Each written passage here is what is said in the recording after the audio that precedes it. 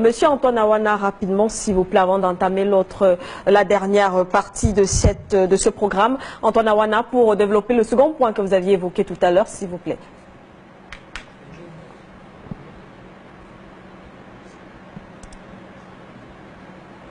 Madame Vanessa, je dis, a priori, Madame Vanessa, vous savez, quand quelqu'un comme Maurice Kamto déclare la guerre contre la République, je vous en prie, il n'y a pas de courtoisie à son égard. Ça, je vous le dis en toute sincérité. Pas de courtoisie à son égard. Mais moi, aujourd'hui, ce que je voudrais dire, développer en deuxième position par rapport au plan secret de déstabilisation du Cameroun orchestré par la France. Madame Siké, regardez. Vous voyez, le plan secret concerne quoi?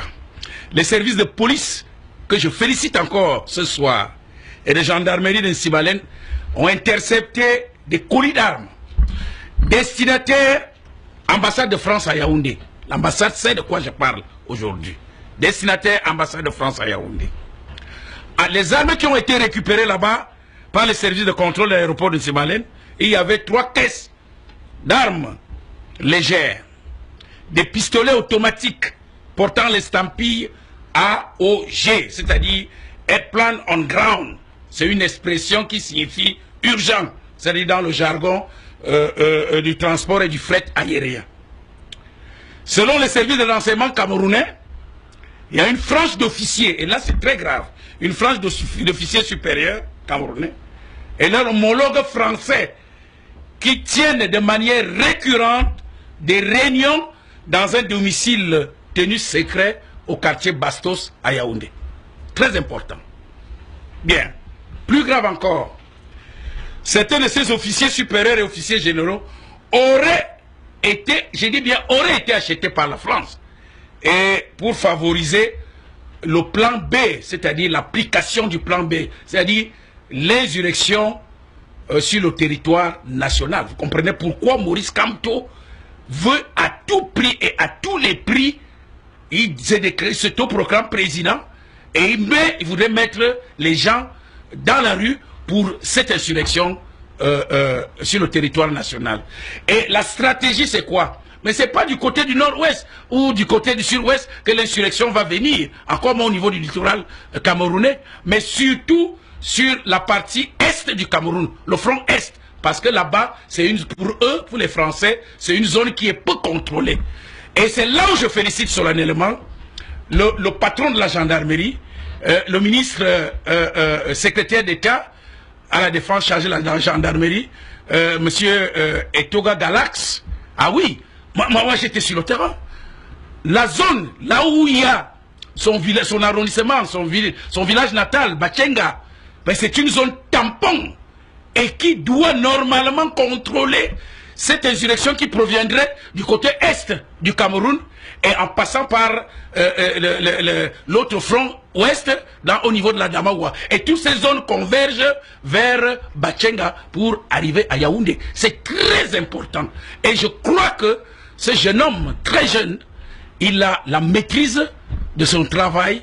Et c'est là où je suis vraiment, et je félicite encore solennellement les forces de gendarmerie qui sont en train d'abattre un travail de titan, un travail remarquable pour mettre cette zone tampon en sécurité et pour empêcher la descente du front Est qui veut venir envahir Yaoundé. C'est très important et c'est grave. Et je crois que les services de ce renseignement sont au courant, ils savent de quoi je parle.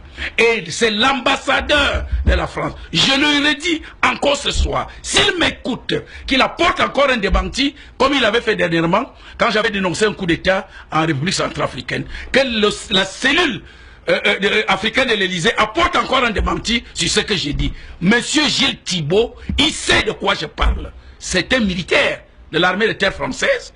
Il est patron spécialiste des services de renseignement, d'espionnage et de contre-espionnage. Et c'est lui qui a fait chuter Blaise Compaoré. C'est lui qui a organisé un coup d'État là-bas. Et c'est lui qu'on envoie au Cameroun pour venir matérialiser le plan B que la France a concocté.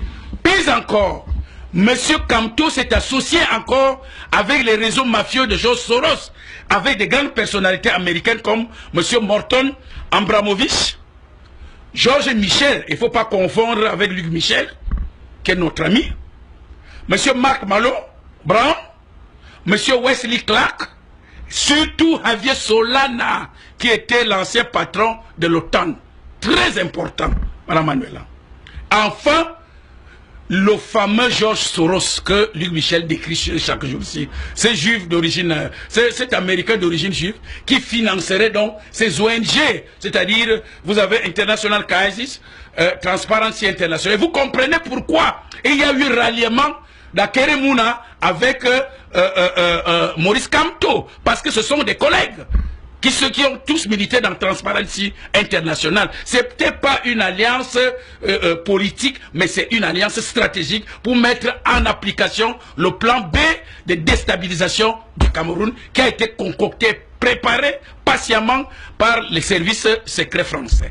C'est de ça qu'il s'agit. Et c'est Madame Siké. Il faut le dire pour le dénoncer, parce que les gens pensent que les Français ont abandonné leur plan de déstabilisation au Cameroun. Non! Vous savez, avec la stratégie et la théorie du chaos contrôlé, peu importe le temps mis, peu importe les changements de système politique ou des régimes politiques en France, eux, ils sont là quand ils ont déjà patiemment bâti leur plan.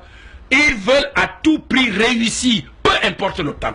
Donc, ce plan est encore là et c'est le moment le plus idéal pour le mettre en application. Il faudrait que le monde le sache, que les Camerounais le sachent et que la France arrête tout ça parce que nous sommes au courant et je félicite encore l'armée du Cameroun, les forces de défense et de sécurité du Cameroun, la police, la gendarmerie et l'armée, vraiment abattent un travail, surtout avec la tactique du camouflage. Franchement, Madame Manuela, c'est impressionnant, c'est impeccable, c'est du professionnalisme pour ces forces de défense. Donc, je voulais vous dire que ce plan B est là, il est en train d'être mis en application avec la collaboration, parce que c'est Maurice Kamto qui joue le rôle de catalyseur par rapport à ce plan. Ça c'est clair et net. Il sait de quoi je parle. Si je suis en train de dire du mensonge qui nous apporte un démenti et les réunions secrètes qui se tiennent au quartier Bastos, qu'ils nous disent.